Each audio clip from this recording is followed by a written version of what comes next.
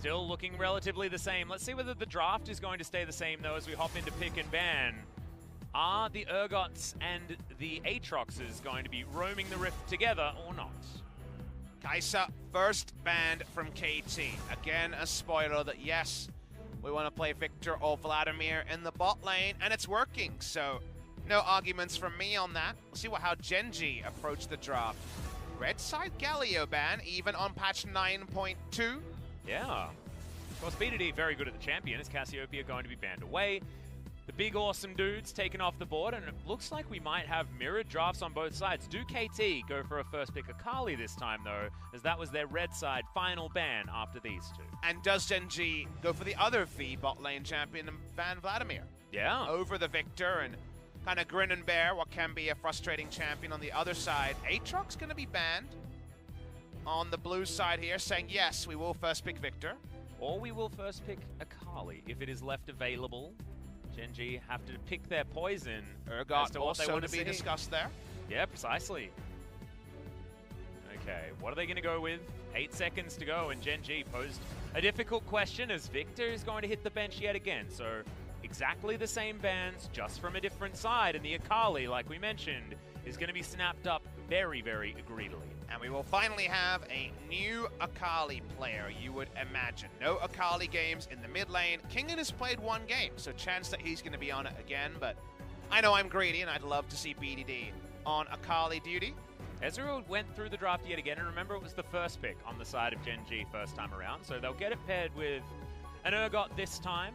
Now on the blue side, you'll need to take Vladimir first round, so do they actually take Vladimir if they want to return to that? Yes. Has to be now, and they're happy for it, so Kai'Sa was the indication of that.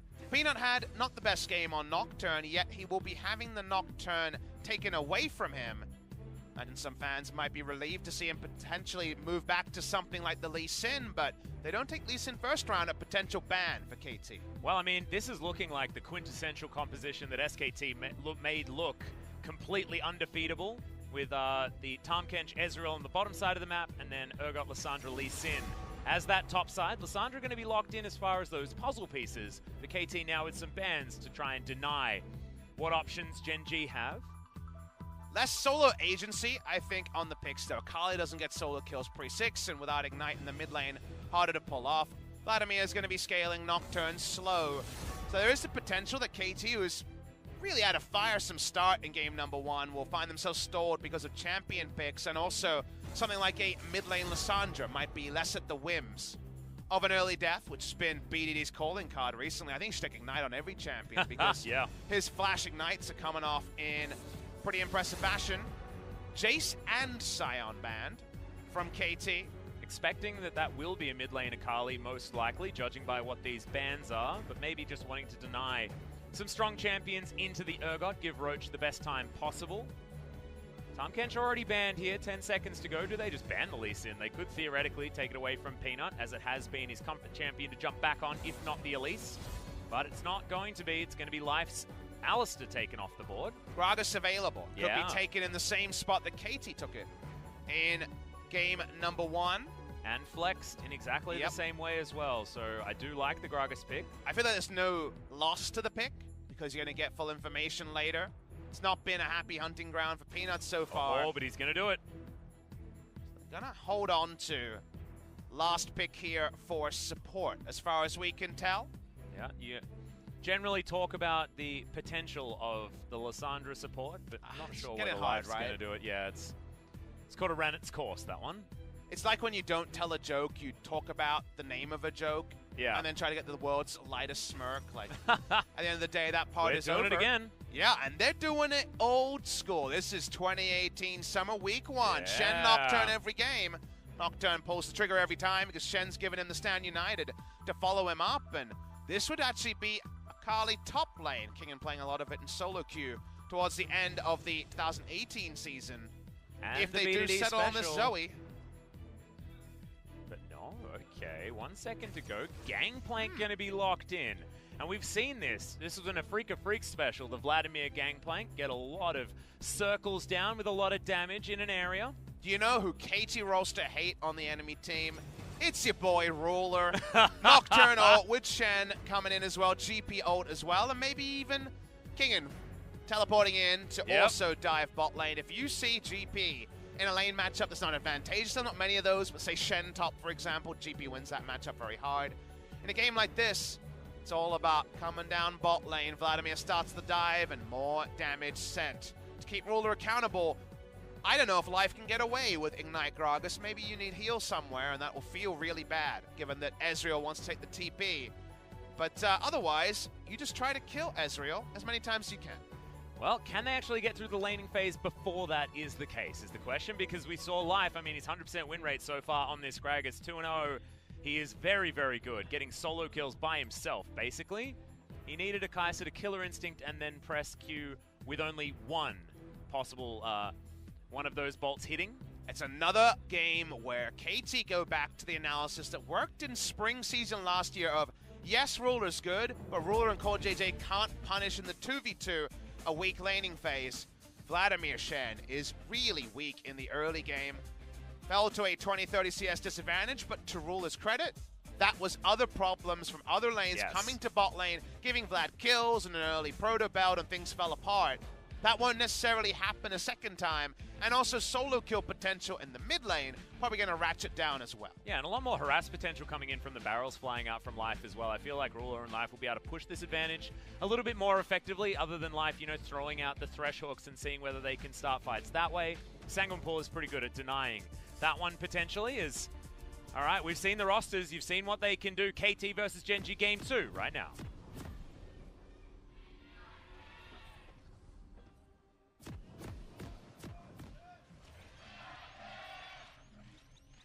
GenG faithful, very keen on having a GenG victory, or at least making this one a 3-game series. Fly on the Lissandra, wanting to run it back and do a little bit of a better job this time around. Last thing you want is to lose this match, because Atlas, that means there's separation to joining Jin Air rather than escaping from Jin Air's current predicament at the bottom of the ladder, and that is not a grouping you're looking for. 2 teams have to play in relegations, guys. One of the few regions around the world that still has promotion relegation, played at the end of spring and the end of summer season. So given that, your place on the line, VSG and Challenger could be doing their best Griffin and Damwon impression before too long. A lot of promotions recently, and the 3 promoted teams around the top 5 in the standings of the last 3 teams promoted. Yep, VSG, of course, formerly GC Busan, and have picked up a bunch of new players as well recently, so looking pretty exciting coming from Challenger as they run GenG grabbed the first CS. They run 2 5-man rosters and win those games 2-0, which lets you know there's a lot of good stuff going on there. Yep, GenG late invade, like you mentioned, at worst klepto procs, but at best you get a lot of information about Umti's pathing on the level 6 special in the Nocturne. Yep, going to play it as safely as possible, taking down this red buff, but does get a pretty decent leash from Snowflower and Zenit. As our Ruler's trying to start the zoning very, very early. Zenit going to tank that one up, but now Life in position. And yeah, getting a license to head towards this minion wave is going to be pretty rough. But they bought the license. This was really smart level 1 from GenG, because think about how many things you get here. Ezreal comes in, they confirm the Nocturne start, they slow down the jungle leash, they get some klepto procs, and they zone away from level 2 access. You make an active play like this because you have Ezreal Gragas. If you had something like an Ashe, you can just hit level 2 and use Hawkshot to get that Nocturne information. Get it a bit differently. One engineered level 2 is, speaking of level 2s. Yep, the Flash Disdain is going to come in as the level 2 immediately lands. Kingen wants to get out, but the level 2 gank's too good, and despite a miscue, Peanut will grab first blood very early. Level 1, level 2, beautiful stuff from GenG. Love the top lane gank. 0% chance of a counter gank because of the level 1 vision, eyes on the Nocturne. Sort of plans that we just haven't seen in the past from the side of GenG. We see it here, and all Umti can do is stop there being a wraparound gank if Peanut stayed top. Yeah, and also that ward over there, that control ward's not going to see that particular one. I believe Kingen may have seen it go into the brush when he tried to get away. So information available. Umti not going to reveal himself. So GenG do need to respect the possible locations of the Nocturne. Let's see this one again. No chance Nocturne is here. Counter gank, no chance for Kingen. He's done, nicely played. Q doesn't hit, but he's getting his eye in on those for the future. On Comfort, Peanut finds a kill involvement. King can still push up the wave, and we'll see how the CS looks in a matchup that seems bold, but the oranges might be very helpful against the imminent threat of the ultimate from the Urgot, and it's something we'll track as the laning phase goes on.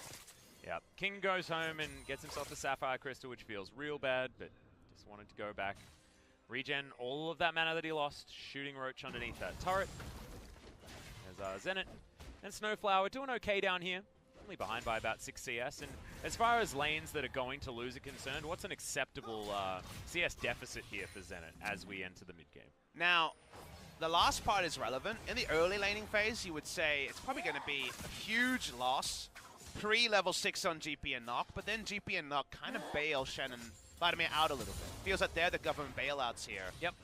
Because the ultimate threat makes those extra aggressive trades a bit more risky. If there wasn't the globals to be called in to help bot lane, I think 25 CS would be fine. Just given the champions and that both of them do much better out of laning phase.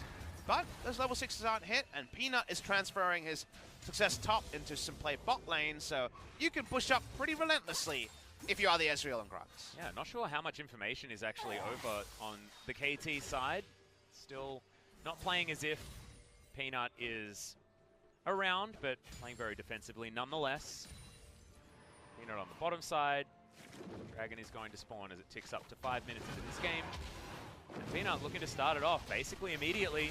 Life and Ruler are over here, able to offer damage. KT knows about this, as Umti's going to pay a visit to the mid lane. He's looking to beeline over to try and stop this dragon. Didn't really pick champions that can deal with this too well, but they're going to take the risk anyway. Umti is going to get flashed on here by Life. The Q does land as Peanut's waiting for the flash. Umti waits even longer though and uses the Dustbringer to get over to this Blast Cone. Good double taunt, as it feels like Snowflower may have just sacrificed himself for the good of his jungler. Bit of trading places there, and the Vladimir also will have to exit lane as his support is down. Not sure if it's worth, but Umti keeps his life. BDD continues to push in mid lane. KT picked a comp that can't brawl pre-6. They are waiting for better timings, and that's why GenG gleefully accept everything they can get. And I'm not sure whether Snowflower had to die there. It felt like Umti had made it to the other side of the Blast Cone, was able to get out. But Snowflower just wanting to make sure to guarantee that Nocturne was going to be safe. Didn't want to lose him this early on. Peanut going to be able to take down this Mountain Drake. Takes a lot of a beating. But with Life helping out, they will be able to grab it. Secures it pretty humbly. GenG with a 1,000 gold lead to start this game, 2-0 up. T walks in, and Life hard commits to this. Is he able to get out because he holds on for the resonating strike there? Let's watch the replay. A body block as Umti goes in. I tend to agree with you. I think Snowflower misread the map and didn't understand that Fly is coming from the top and Ezreal's coming from the back. There's no way out there. Bit of a polite applause and clapping coming through from the side of GenG. Probably was avoidable, but the Drake on the back end is the other good moment for the side of GenG. Yeah, there were some perplexed faces in that coaching booth, and understandable, but 2-0 is Peanut. Having a turnaround performance on the Lee Sin, something that we haven't seen for quite a while, but certainly a welcome thing for a lot of our GenG fans out there, and Peanut fans in general. And the best part is, look at the draft, and you say, yeah, Urgot versus GP early, yep, Lissandra versus Akali early, definitely the bot lanes, 3 winning lanes. Yeah. On paper, and a jungler that's more proactive pre-6. GenG have done a lot of stuff, and that's not something we could have assumed by GenG by reputation or their play so far. Roach all in on top. There's King in. He might need to throw down that barrel, but Roach is just going to eat him. Okay, eat some oranges. He is going to be K for the moment, but the Ignite and the last auto are enough to do it. Solo kill for Roach on the top side against the Pirate. And even with the oranges, he wasn't okay. Peanut out of screen, just watching the play and kind of clapping along as the solo kill comes down on the top side. Nicely played there from Roach. The extra order required, I think. I couldn't actually see how many ticks of Ignite had come in earlier. Level 6 is hit by BDD and Umti, but kind of bold to try to kill an aftershock Lissandra with Flash. Yeah, exactly. Also still had the ultimate available as well, so BDD wanting to try and bait something from Fly. But at the moment, level 7 means that BDD can be pretty dangerous as he back to the Shroud. Watch the replay of this play. Watch Peanut here, who's just like, cool, I'm going to wait on this. Yep. Jill's in the back line there, waiting and biding his time, and watch this play happen. Now, oranges do override the CC, so the Fear Beyond Death does not arm in that scenario, but auto-ignite, it's all to Roach's understanding, and he comes back in. We weren't sure if he'd play this series after QV had a good game number 1. Yeah. He makes solo kill look easy. Damn right he did. So Roach, you can understand why he's been subbed back in, but I don't know why he was subbed out in the first place. Certainly was a good look for this squad, as Umti still has that paranoia, wants to make the first one work. The bottom lane is an understandable place to throw that one down. As BDD gets Frozen Tomb, does manage to backflip his way out. They trade some abilities here, but Lee Syndrome doesn't come down as now Fly's trying to do what he can. Ruler has been bounced on. Hemoplague will get rid of him, and 2 kills very quickly for KT. As I think I've seen this one as well, as the oranges have been eaten. Corrosive Charge, not enough to get rid of King in this time. Has teleport, thankfully, for the GP. But you see what the draft does. Attacks bot lane. There is no heal between Ruler and Live, so that's why it's a double kill. In that case, they don't have the GP ult to throw it down. He would have ulted and maybe been distracted and died to Urgot solo again. But Kingin just has to grin and bear it. It's all about getting Zenit and Snowflower going. With assistance, here's the assistance, Snowflower. That's a sick taunt flash onto Ruler, and then the Hemoplague comes in, and there's no heal, so there's no chance for the duo of Gragas and Ezreal. Yeah, like the KT understood that they weren't going to get killed by the Ezreal, so they let the Hemoplague take him down and guarantee the kill. On to Life. Umti being proactive here in this early game. 1-0-1 now on the Nocturne. Level 7. There's Roach. Doesn't have a bounty just yet. That belongs to Peanut. And this is where we have to talk about things I think sometimes fans find it really tricky to fully appreciate. But GP loses this lane way better than Ezreal Gragas lose the lane against Vladimir, because GP has very strong scaling going into the game, and Ezreal's all about hitting his core items and hitting them early. GP's happy to just kind of be a extra piece and punching bag on the top side, but an extra piece in the bot lane domination. And they're trading double kills. Yes, you're already trading up in terms of gold, but you're getting Vladimir through a hard laning phase into the ascendancy of that mid to late earlier than needed. And GP can hang back, pop his oranges, lose by 20 CS, and probably be just fine. Well, the thing that's ridiculous is you were talking about that 25 CS margin, and yes, you're right, the global was utilized in order to get a lead down here, but that's a turret plate going over to KT in a lane where they have absolutely no right to get one. And right now, KT, despite being down a kill, are going to be ahead as far as the gold reads. Mountain Drake, not entirely sure whether that's going to be relevant here for GenG, but if they can get 2, it certainly will be. And their composition that does have an AD carry. Last game, if you remember, it was KT that was able to get the monopoly on the Dragons. A lot of early game power. Now, bottom side is where they have the advantage. And they're trying to press it forward as BDD moving down. Umti also moving down. This is the ults are up. Let's dive bot lane timing. Now, GenG ahead of this. They're already on the top objective. So how many objectives can KT get here? You'll take a Mountain Drake for Rift Herald trade if you're GenG. Yep. And they're going to take it earlier as well, as now Kingin has to be real scared. Only Ninja Tabi to try and save himself from this situation, as Peanut lying in wait, and Shelly is going to be unleashed. Onto Kingin. That's a lot of turret plates. They're going to come in for Roach. And they're so happy to see the Mountain Drake coming down so late, like you mentioned. Turret plates, and also maybe just first turret blood, as GP can do nothing, and he wants to ult bot lane to get a double kill again. Yep. Gonna have that cannon barrage available, puts it down immediately. Paranoia comes in immediately. Stopwatch comes out though, as the flash was maybe a little bit of a bridge too far, but Umti is going to die. Okay, ultimate comes in, stands united, also double duty as Snowflower gets himself to relative safety, but now the taunt is going to miss. Roach pays a visit. Ruler eventually goes down, but it's a bit of a fiesta down here on the bottom side of the map, and a double kill goes over to Fly. BDD uses the last charge of the perfect execution to get himself over the wall, and as the dust settles, GenG now have the lead. And they'd read the spoilers, so they get way more turret plates and way more gold over the cross of the map, even if Ruler and Life eventually go down. The turret there is going to stay pretty healthy, still 3 plates up, and this play was so obvious. Very transparent from the drop, and also just the Drake being taken. Ruler buys a lot of time at the start, and again, he walks up again because it's about buying time. It's about, let's get so many plates on the top side, so much of a push to make this happen while Fly comes in and the double TP. Fly comes in, they get the Nocturne, they get Snowflower, and even the duo of GenG going down for a second time this game it's still overall worth from a GenG perspective. Yeah, and they invested a hell of a lot in that play as well. There were 3 control wards around the bottom side of the map, and you mentioned the fact that it was basically a given that it was going to happen. GenG do read it like a book, but 500 gold is not really much of a lead, moving into a late game that has the Gangplank moving around, the Vladimir moving around.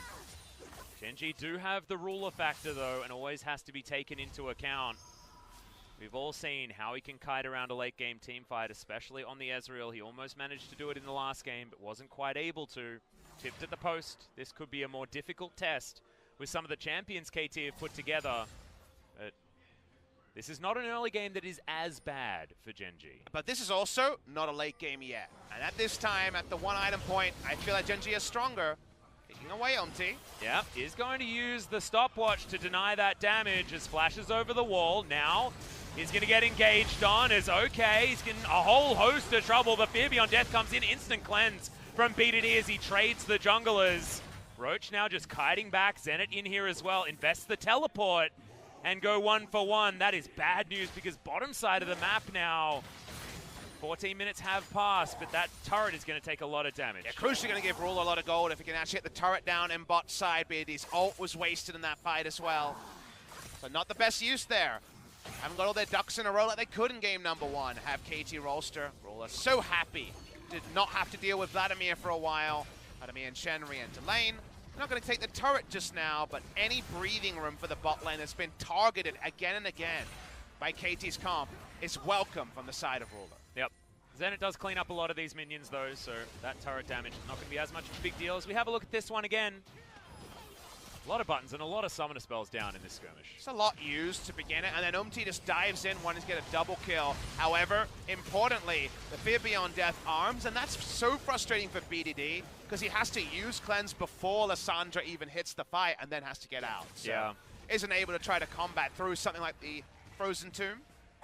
Well, Gunblade is now completed here for BDD. Has a Blasting Wand to augment it and some Merc Treads to keep himself out of that CC. Cannon Barrage is here to try and deter GenG from clearing out this minion wave, and he clears the remainder. So saving the outer turret in mid is KT Rolster, but now don't have one of those tools that they've been talking about. The Gangplank becomes a little bit more easy to take down. By the end of summer, these GP drafts weren't working because one of those things goes away and things fall apart. Speaking of falling apart. Yep, Stange United is going to be there, but he just dies way too quickly. Umti fighting off more than he can chew yet again. Exhaust immediately down onto Kingen, who eats some oranges, and BDD dives forward, has the Shroud down, but it's a 2 versus 3. And I don't know why KT are even trying to go for it. BDD creating some distance. It's a cute play, but it's definitely not a good one. Coordination from behind, falling apart a little bit. Again, look at the nameplates here. Kingen and Umti making their LCK debuts. In many ways, King played a couple of games, but largely it's going to be a different configuration as a 5 for KT Rolster. And from behind, those dominoes one by one falling. Snowflower's just happy that the ultimate didn't continue, otherwise it would have been his death as well when the Shen arrives late. BD trying to spare blushes, but we watch the replay here. Nice assertive move. Umti walks up, and I think this has been the one thing that he's been guilty of the most on his career is from behind, he can be on the wrong side of the map, or on the weak side of the map, and be taken down. No business being there alone. He's taken down, Kingen also. Problem spreads to him, and BDD may not die, but he has to use his ult to make his escape. Yeah, thankfully for Kingen, he holds on to his flash. Umti also has his, so not going to be wasting summoner spells necessarily, but wasting their lives is definitely a worse thing. Point I wanted to get to earlier is that one item Power Spike to me is only better on BDD than his lane opponent. Everyone else is stronger earlier in the game, and those items are coming in soon. Triforce will be done. 2 item Urgot is not going to die and takes no threat in the side lane from the GP. And GP and Vlad are both thinking about lustfully 4 items, and that may never happen. GenG should rule the roost on basically everything they want to fight for. Only question is, what do they want to fight for? Because Ocean Drake, not going to be the highest priority thing to fight over at 18 minutes. Baron hasn't spawned yet. GenG starting every objective off spawn, and so far I've liked their objective play in game number 2. Yeah, and Umti knows that this is the Ocean Drake going down, but there's just absolutely nothing he can do about it. Ocean Drake more of a cycling Drake, but the next one also going to be an Ocean. Powering up the Elder possibilities here are GenG. As BDD Just jumps back into his Shroud after clearing out the minion wave, something that Akali's are going to do. Clen's still up on the Akali. Yeah, comfortable. Does his thing. Laning phase extending in bot lane amusingly actually suits Zenit and Snowflower because they can just try to recreate what we usually talk about as a 7 to 12 minute play of the Nocturne GP and friends diving bot lane. Because there's still a turret bot lane, Ruler is more likely to actually be in proximity of Vladimir and Shen. And to me, that's the only thing that KT can do proactively, where things can't just be turned around by an Urgot or Lissandra reliably, as during that Nocturne ultimate, cannot actually complete the TP. That's true. Well, B2D is going to switch. He's heading down towards the bottom side of the map. The 1-3-1 is enacted, but not necessarily having priority in these lanes against their opponents means that KT does have to be very careful. Fly's scoreline looks good, but the farm is not quite there in comparison to B2D. And like you say, B2D's first item spike, very strong with the Gunblade in hand. Zenit is going for the New Age Noggery build, which is Kindle Gem, Fiendish Codex, finish the Proto Belt, then spill to Death Cap and Sorcerer's Shoes, go full damage because you're already at 45% CDR. Yeah. You're about 41% at level 12, and then you're just waiting for the scaling CDR on your rune. Yep. Feels Base pretty good. stats. Only have to invest into 10% yourself as B2D walks on forward. Oh. And we've got another pause. Wonder how, whether it was B2D or whether it was somebody else. Interesting. No insight into this one yet, guys. We don't even have the camera zoom out to know who the offending party is on setting up this pause. Yep. But we are going to at least have some pretty cool zooms of Akali wandering forwards as same issue comes in. So, unfortunately, Umti might need to invest in a new mouse. Okay, so it seems like it's a reproducible issue with the mice here from Umti. Unfortunate. Yep. One of the quirks of professional gaming, the equipment issues. And I didn't recognize his mouse either, so a lot of different brands over here in Korea, but this one I don't know too much about. So if you want to map a mouse issue to an equivalent thing happening in, say, a football match, would it be your cleats? Yeah, would that be a shoe issue? Maybe it's a shoe issue. You know, like your cleats, you're starting to slip, you know, one of the cleats comes out, you don't have that same sticking power on the grass. I get that. Yep. It's less easy to pause the game, as I guess you just blow a whistle if you're the referee. You don't have much agency as the player yourself. Sometimes as a caster, I wish I could blow a whistle, but no, this is out of order. Please stop. I would have been blowing the whistle pretty hard when I saw the AP Jarvan support. Yes, yes. We, in fact, I think were. And then the Baron steal with the new Ezreal ultimate. Yep. My problem is that the Jarvan support happened twice. That was when I would have blown the whistle. I mean, I'm giving Spirit 1 each time, but unfortunately he won. And then, like, you can't tell him that it wasn't anything to do with him picking the Jarvan support, and it was everything to do with everything else. And you can't really do it when he just says, no, I won, and I did okay in lane. It's 2-0, just like Teemo. Both of them very viable in the LCK. Well, at least Teemo, we haven't seen him again. I haven't seen him so far in 2019. He's going to zoom in on Roach. 3-0-3 on the Urgot, showing that GenG can have an early game to be proud of.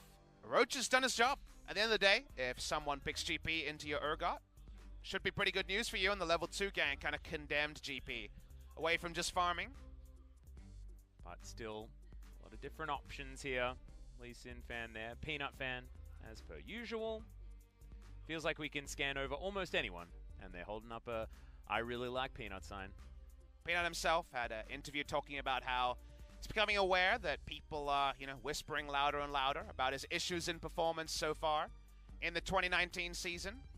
Sort of thing where I'm sure he's got two eyes on scrims and gameplay, and he knows things are struggling, but of course there's that groundswell of both appreciation when you do well and a negativity when things go away from you. There's a lot of people that feel positive towards him, but also a lot of people that are pretty harsh on the old Peanut. I mean, he entered 2019, definitely second most popular player in the LCK. Faker, of course, his fame is international, but Peanuts is as well. There is one of our fans from Chile. Wow. Welcome to Korea. Hope you're enjoying Lowell Park there. On behalf of Korea, you're welcome. Weird for us to be representatives of Korea with our poor Korean. I mean, we're the only ones here that actually have a voice, though. I'm sure that the Korean broadcast also did hopefully the same thing. International flavor about a lot of these teams. KT, of course. A lot of international fans. GenG, formerly Samsung Galaxy. Maybe some of these fans were live in Beijing and saw them win there, and that, of course, helped their Chinese fan contingent quite a lot. Yep. Thumbs up meme. Is that supposed to be a KT? I think it's, yes, it is. It's kind of a thumbs up. I thought that was a Linderung thing. Yeah, I know. If my hands look like that, if you could just drive me to the hospital, that'd be really cool. Because that thumb looked like it was definitely round the wrong way. I'm always distracted by your hair, Atlas. I never get to your thumbs. Thank you very much. I don't get distracted by your hair, but I only make it to your beard. So I also I'm not distracted by your thumbs either. I was having some issues growing it up top, so just let it flow down here. Yeah, dude. You're just doing the upside down head maneuver. Perfect. Now I don't want to see that Photoshop. We just need to draw a mouth on your forehead. forehead. Totally Happy birthday, Roach. Wow, okay. So didn't even get to start on his birthday. At least he gets first blood in game. He got a birthday present. It's a level 2 gank and an Urgot versus GP matchup.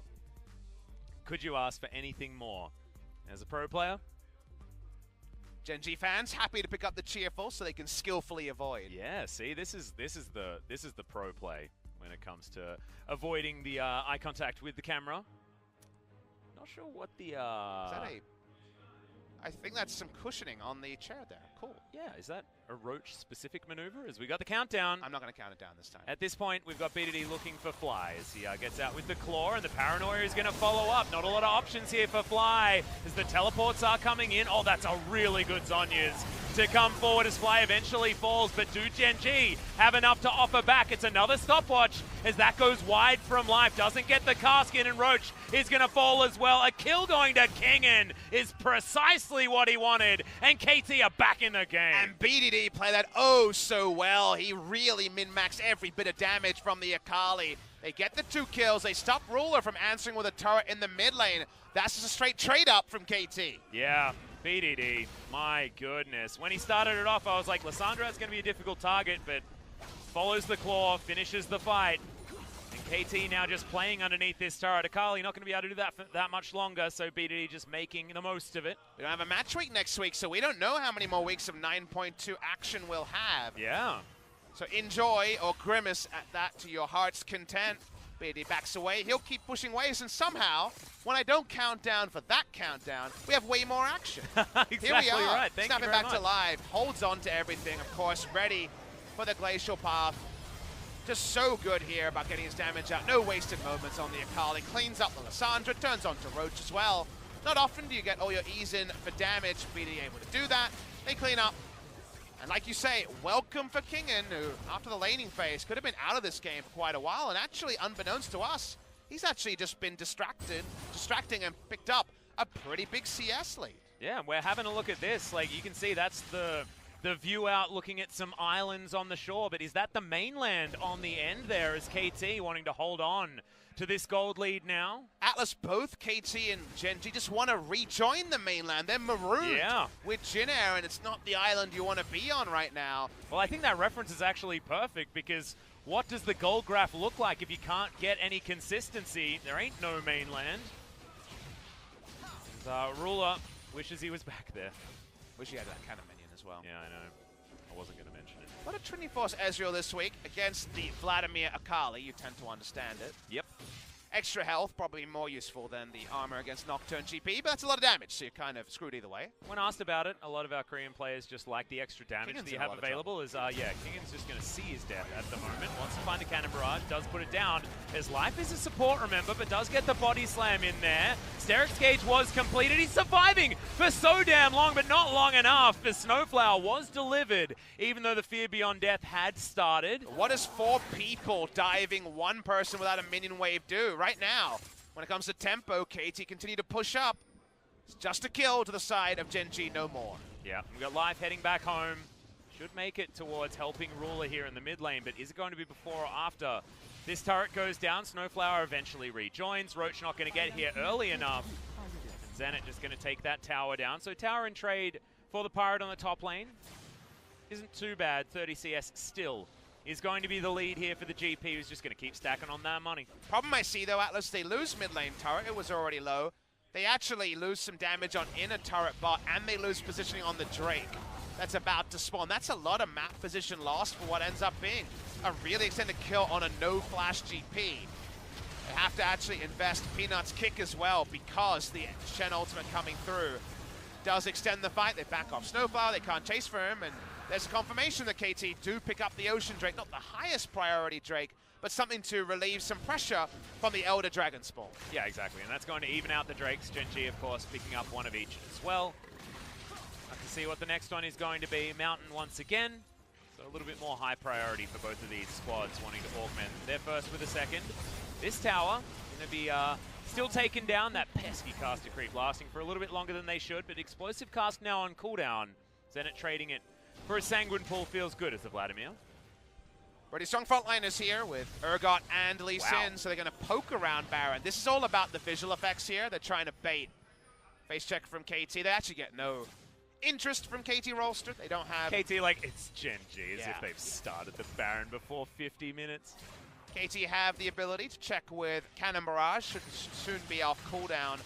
One blue trinket on the Vladimir, who's currently parked in the mid lane. Yep, wandering on over. They do wander over that ward. Snowflower unfortunately activates a little bit too late. Kali already with an 850 gold bounty because 301 and the farm advantage over his lane opponent. Also 8 flies bounty as well. That one in that column happened after the 3 and the 2. Means that I believe an extra 600 or 700 gold went over to B2D when he took him down. So Morellonomicon and Seeker's Arm Guard now completed. When he went into that fight, it was just a blasting one. So this Akali does need to be respected, but Fly's found himself a free lane and will be able to take down this turret without any issue at all. Happy to just take the local gold and hightail it out of there because long lanes aren't too kind against GP with 2.5 items or the Akali as the matchup goes on. There is actually kill pressure when Lissandra can't just glide down a short lane with her E. And the stun can also just interrupt the glacial path if it's timed correctly on the first part of the Akali dash. Well, Akali, I mean, it just has way more ability to chase her down as well, you could imagine. So gets the extra movement speed from the Shroud, can just backflip after her, can use the ult, like you say, both times in order to chase the Liss. And if you do 1-3-1, level 2 Shen ultimate is enacted, and we will see Shen potentially on the offensive provide more than it did on the defensive for the GP previously. Yeah, if you want to think about a Shen composition, it's more like a 2-3-2. If you're going to go for any fights in the side lanes. But Atlas, that adds up to 7. That's what I mean. I know. Shen's everywhere. Such as support Shen, and why, after seeing the reintroduction from Joker, people are bringing it back, because if you can get away with it, definitely feel like you've picked a winner, and he's actually got a level lead on life. If that equals 7 publicity, does that mean that Ruler is 1v11? I don't want to talk about that. Oh, okay. I think it would be... Wait, I don't want to think about that. Yeah, no, don't. BDD going to get tagged. But not going to be taking that particular cue is Peanut. Going to be trading some harassment here as we're vying for vision around the Baron. GenG certainly having priority there. Okay, Zenit flashes forward, looks for the Hemo, lands it onto Ruler, but he's not going to die from that. Damn, it was very close. Yep. Level 16 had a hit. Zenit would have just taken him down. And now they know that Ruler has to go back, but teleport is available. And Zenit has no flash, no ult. So actually the Baron turn that usually would happen when the enemy AD carry is chunked out isn't going to be possible. It's going to be a bit of Baron vision clearing.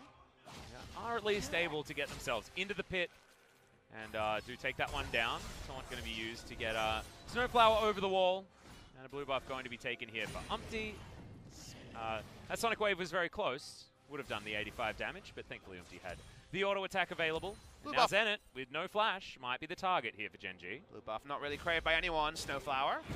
Yep, he's going to get exhausted as he dives all the way forward. No Hemo Plague available, remember. There's KT looking for this fight. Cannon Barrage doing so much work. It's incredibly high value. BDD finds his way forward. Terrify onto Roach, but the Perch is there, with the shield. Now Life trying to kite BDD back. He will be going down as the afterthought kill comes in with the Mystic Shot, but Kingen dies as well. And now we got low health bars, 1 Mystic Shot each will be the deaths of all of KT, and Ruler says, nope, that's not what we want. Let's get a Baron. Well played, GenG. That's the cost of doing business. If you flash so aggressively as the Vladimir, you can't have the same impact in a team fight. Zoned away was BDD, chasing so long to kill, and Urgot.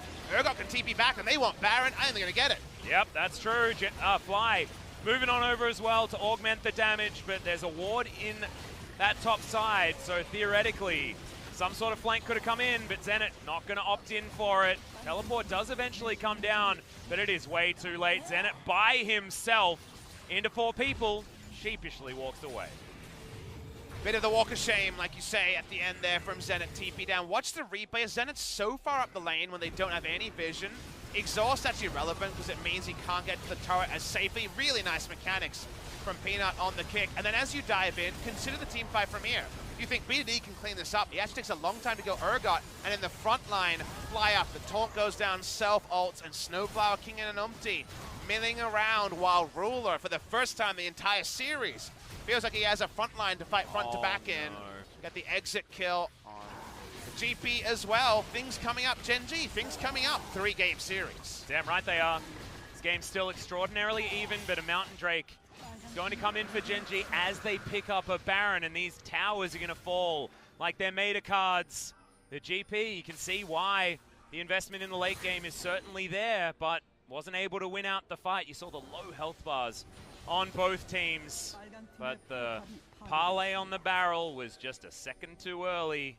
Kingen didn't get the explosion or the slows or his life. GenG should not be perturbed by GP Swiftbush, and they have a very strong team when it comes to Siege. They can threaten dive, and they have the Baron. KT have almost no answers to Siege other than all in.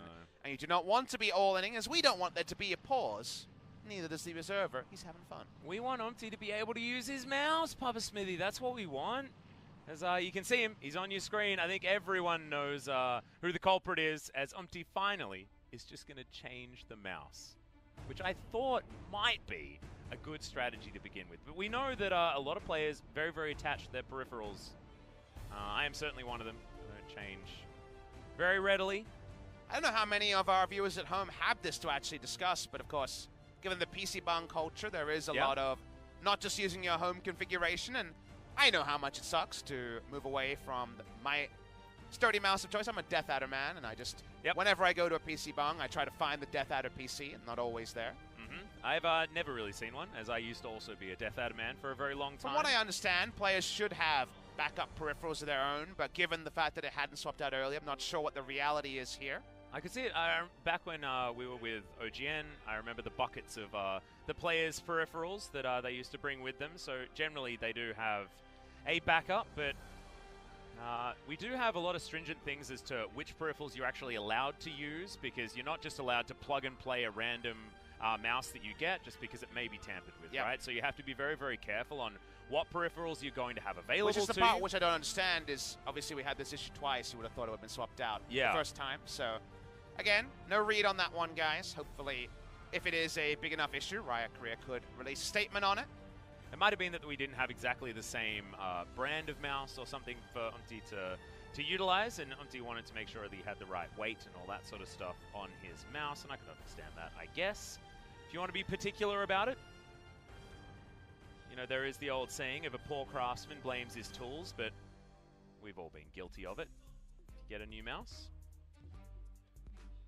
Peanut, just buying some time. We're all buying some time. Hopefully this should be a short issue. We hear good news on this being a pretty fast turnaround to return to game number 2. A game where GenG fans are feeling very excited on a potential fight back.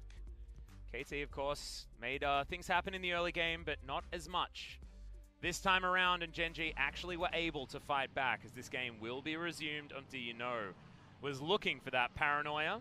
Thank you, Observer, just to give my mind a bit of a refresher. It wasn't that long on the pause. As the inner turret does go down, KT don't go for anything. There should be a very high value Baron, because KT only have all in to dissuade this GP ult to maybe zone away from one minion wave. Here we go. But they do have Fly on the top side of the map, so he has to teleport to get his way down here. Sonic Wave is going to miss. Zenit, Tides of Blood, just to try and clear out these minions. Umpty from this side. We've started it here as Snowflower goes in. W3D2 diving on forward. The Emo Plague is going to get rid of Peanut, but can they get more? Yes, they can! As W3D2, the lord of the backline, and the follow-up from Umpty is huge. Fly is eradicated, and that's the ace for KT. Rolster, you said they're all in. Well, they bloody well all in. Whoa, they actually did it out of nowhere. It didn't seem possible Fly went to answer a minion wave, and in the meantime, they kill them all, and now they're going to try and just push up, get at least an inhibitor, and just chase on the win. Yeah, potentially just win the game here, and that's also just put such a massive influx of gold into this KT Rolster squad. They will augment it with some of these turret takes, and they'll break the base first against the team that theoretically would have had a minute left on the Baron. All right, how far are we going, KT Rolster? Is it just game over right now? It seems so unlikely, life already on the Rift.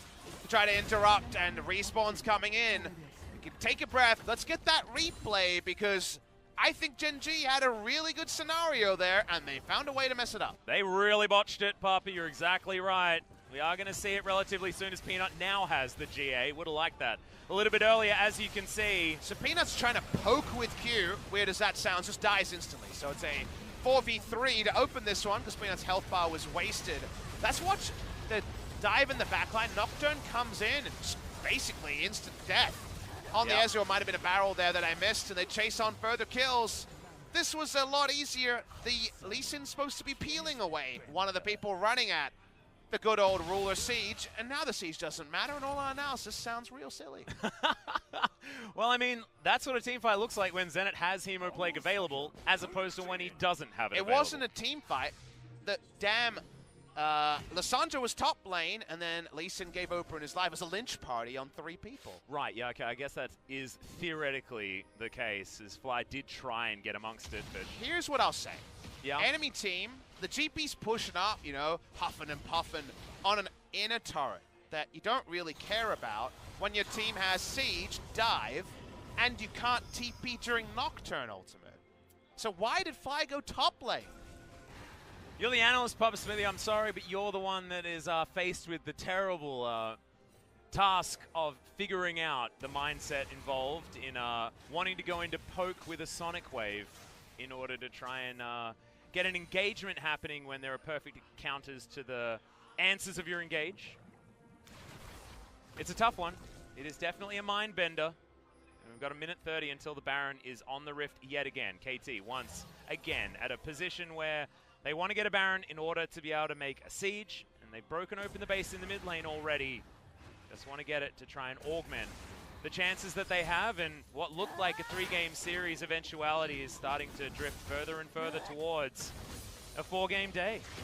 You say starting to drift. I feel like perhaps you could be a bit more on point, sharp with your analogies there. No, that's your job, mate. That's your job, mate. Yeah. This is straight off a cliff by GenG. We saw the gold graph, and I feel like the cliff is definitely going to be there, Papa. They bought, like, mountainside prime real estate and then, I don't know, dropped their keys off the mountain?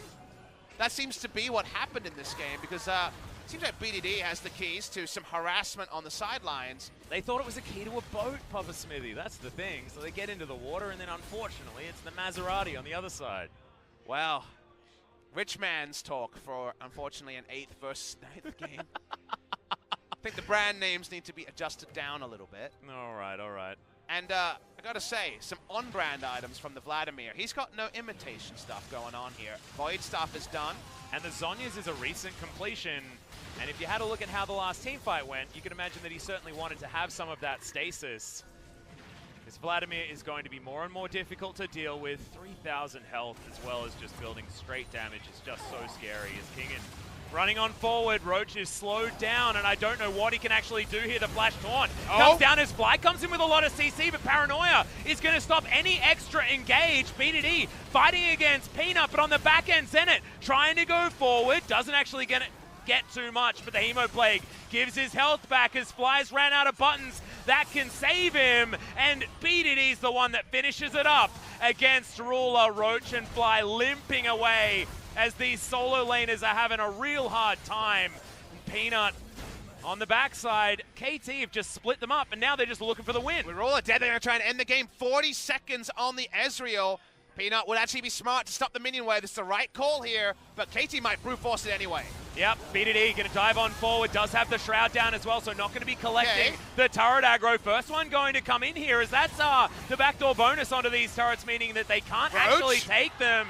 Zenit is going to go down. That is a huge deal as Peanut can get back in. The fear beyond death is instilled in the hearts of the KT fans as GenG get an ace back. And they might win. Wait, They're going to no, try and King push. is still alive. It's not an ace, but they might try to win this game. What are they going to choose here, GenG? Death timers are long, but GP can wave clear. That's the variable to consider. GenG say there's only one. 20 seconds on Umti. How much can they get? Oh my goodness. Teleport to get Ruler back into the fight. It was the only casualty from that ridiculous team fight fought on such a large amount of fronts. Kill the barrel. Yeah, barrel isn't going to be killed though, as the cannon barrage does come in. Backdoor bonus is not going to save it against 5 members of GenG. They're going to have to wait for another minion wave to conga line forward so that the Nexus turrets can start being under fire. GenG say we want an inhibitor and we want a Baron. And we'll be happy with that. Umti's still alive. Now alive. Will he be able to actually get onto this Baron pit? Let it not be known that Papa endorses the F word. Fiesta is definitely here in this game. Can confirm. Fiesta ending to what has been an entertaining game number 2. GenG get the Baron as they deserve. They get the inhibitor, so I think overall they didn't try to bite off more than they could chew. And, well, the answering objectives in Ocean Drake. Let's understand all of this. In the mid lane, it's all about the catch here. And consider Ruler's options, because he really wants to fight, and Roach has a big health bar. But when you have Paranoia, the only good news is that Lee Sin buys a lot of time on the Akali on the top side. And that means Akali doesn't hit the fight, but Ruler can't kite anywhere, unfortunately, and ends up kiting his way to BDD. But that's only a single kill. It's only a single kill to begin this, and Peanut makes the very educated decision of cutting the minion wave. He's actually just tussling with a Shen, I believe, on the bot side, but the ultimate, the Fear Beyond Death, respawns for a second time. Comes off cooldown for the secondary kill here, just off cooldown for Roach. As KT being too bold, they went for the win that wasn't actually on offer. Nope. And there were just no minions remaining, so they had no business underneath those turrets. And now it's the opposite scenario. Inhibitor respawns in the mid lane. GenG going to have the priority with the super creeps heading down towards the base. We have to go back to what we thought about in the earlier stages. Ruler going to have a hard time against everyone jumping on him. That's why he's built a GA this time around. Not going for something like the Blade of the Ruin King. And you know what? Roach just wants to win a damn game on his birthday. Exactly. He's bought a redemption to try to help out his team. He's like, guys, I know the Vladimir ult's ruining us and no one else can afford this. I'll bite the bullet. I'll get the redemption. I'm not going to lie to you, Papa Smithy. In order for GenG to get some redemption, they're going to need a whole lot more than just one. I'm waiting for Life to pick up his. Maybe 2's going to be enough, but I don't know whether just having one on your Urgot's going to be enough. Duskblade of Drakthar as well as a Ghostblade done for Umti. He is actually a torpedo. He goes in, he'll explode when he gets there, but he'll do a bunch of damage. And maybe the Vladimir Wombo next to a redemption. Who's to say that that Ruler can't carry this one? He's got the GA as well.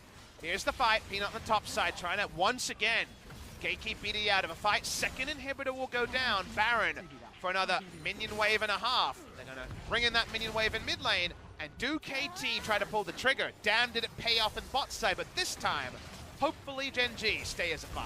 Yeah, going into a unit of 5, that's going to be the issue here. I don't think Peanut was actually spotted heading up towards the top side of the map as he wants to conga line that minion further forward towards the last remaining inner turret that's on the top side of the map. 2 inhibitors now being laid to waste.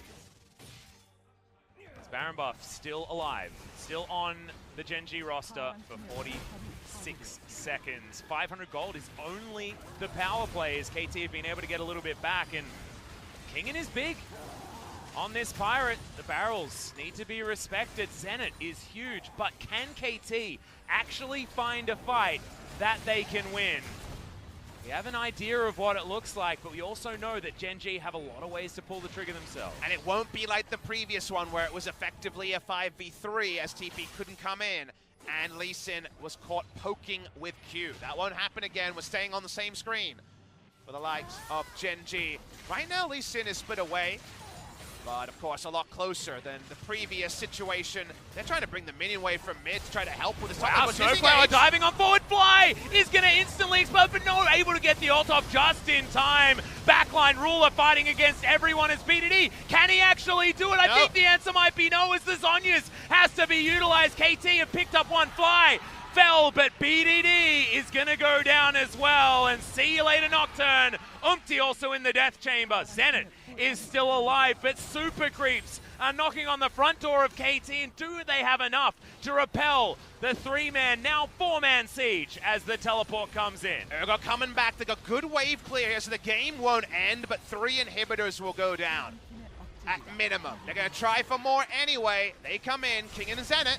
Yeah, that's going to be the taunt onto Roach, trying to find it underneath this turret. Didn't work Damn. for KT. Can it work for GenG? So far, not so much as Ruler. A lot of DPS on the backline, and now Zenit finds himself without that many cooldowns.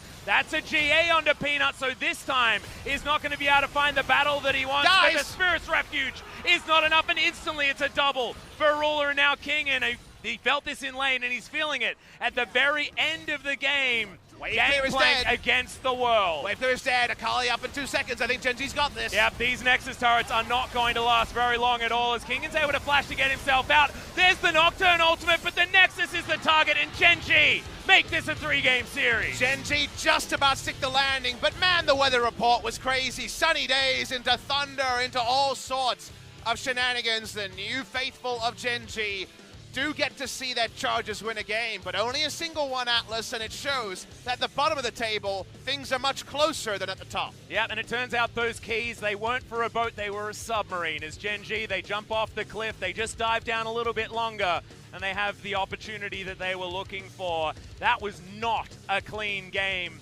Game number 3, we're looking for maybe a little bit more precise play, but a whole lot of me was pretty happy that we got the game that we got.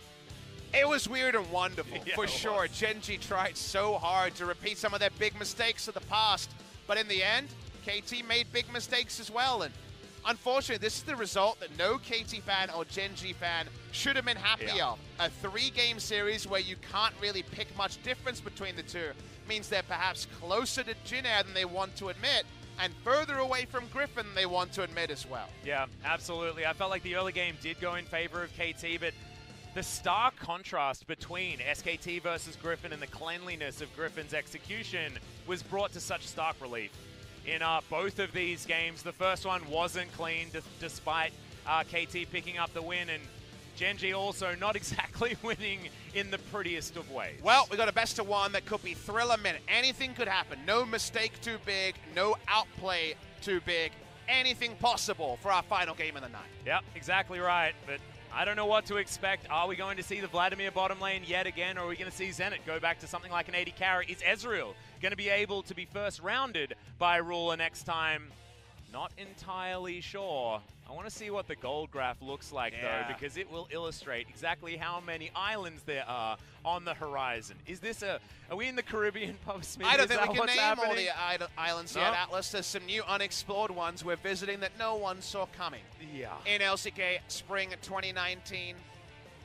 Oh, crazy stuff, and it sounds like after the break, one more game. Yeah, we're just not going to find out. So, guys, we are going to have a very short break. When we get back, game number 3 and a conclusion to what has been an epic series.